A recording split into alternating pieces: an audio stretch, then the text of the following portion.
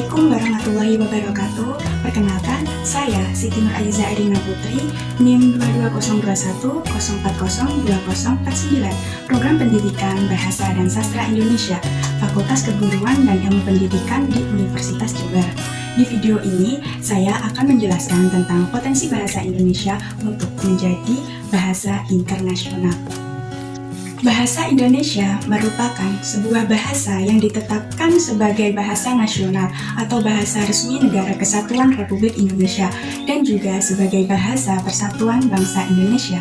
Pada tanggal 28 Oktober tahun 1928, para pemuda dari berbagai penjuru Nusantara bersatu untuk mengikrarkan Sumpah Pemuda yang berisi 3 butir, yaitu bertanah air, berbangsa, dan berbahasa Indonesia.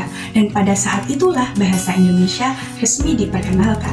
Potensi bahasa Indonesia menjadi bahasa internasional yaitu dengan adanya sistem bahasa Indonesia yang sudah diatur, dibakukan, dan disempurnakan dari segi ejaan, lafal, dan gramatikal yang bertujuan untuk menyesuaikan zaman dikarenakan bahasa yang bersifat dinamis. Selain itu, juga seiring perkembangan atau perubahan-perubahan sistem ejaan secara substansi dilakukan agar penggunaan bahasa Indonesia lebih efektif dan fleksibel dalam aspek tulisan maupun lisan.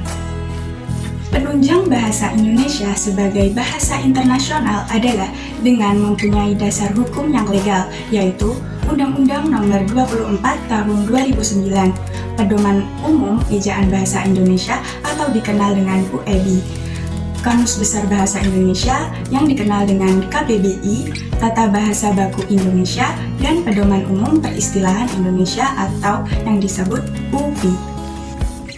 Upaya untuk menjadikan bahasa Indonesia sebagai bahasa internasional telah memenuhi syarat yang memadai, seperti jumlah penutur yang telah tercukupi, karena bangsa Indonesia memiliki jumlah penduduk terbanyak jika dibandingkan dengan negara ASEAN lainnya. Sehingga sangat memungkinkan bahasa Indonesia menjadi bahasa internasional. Selain jumlah penuturnya, sikap positif penutur dalam menggunakan bahasa Indonesia dengan baik dan benar juga diperlukan untuk membangkitkan rasa kebanggaan dan rasa kesetiaan pada bahasa Indonesia. Di sisi lainnya, dengan adanya kekayaan alam Indonesia yang melimpah menjadi daya tarik bagi pengusaha mancanegara untuk berinvestasi sehingga berdampak pada bahasa Indonesia guna mempermudah dalam berkomunikasi untuk kepentingan bisnis ataupun politik. Selain itu, budaya Indonesia mampu menarik perhatian turis untuk datang dan melihat langsung keragaman budaya Indonesia. Dengan didukungnya sikap masyarakat Indonesia yang ramah dan terbuka terhadap budaya luar, membuat turis dengan nyaman dan tidak segan untuk mempelajari dan mengenal budaya Indonesia. Dan terbukti saat ini banyak lembaga penyelenggara yang membuka program bahasa Indonesia bagi penutur asing atau dikenal dengan BIPA, baik yang berada di dalam maupun di luar negeri.